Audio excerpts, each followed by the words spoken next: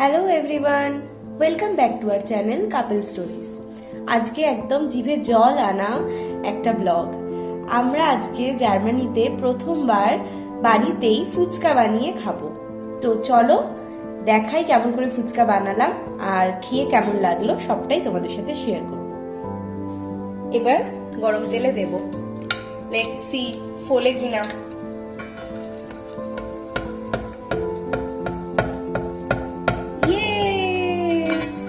সুন্দর ফুলেছে ফুচকাগুলো, সাইজগুলো একটু ছোট বাট ঠিক আছে।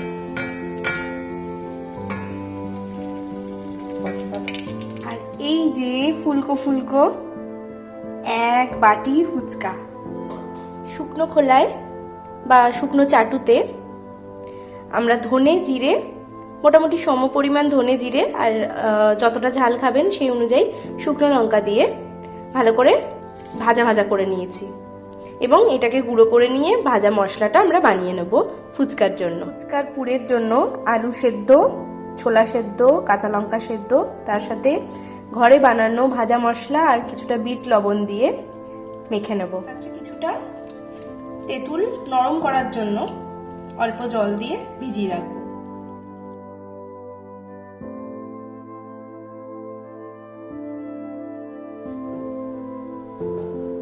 এই হলো ফুচকা, ভীষণ সুন্দর ফুলেছে কিন্তু। চলো একটু পুর দিয়ে জল দিয়ে খেয়ে তোমাদের বলবো।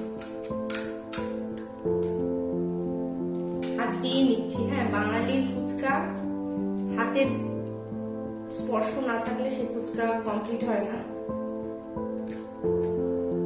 এখানে এত ঠান্ডা, ওই জন্য ঘাম নেই, না হলে একটু ঘামও মিশিয়ে দিতে পারতে। একদম তেঁতুল জলটা না পুরো পারফেক্ট।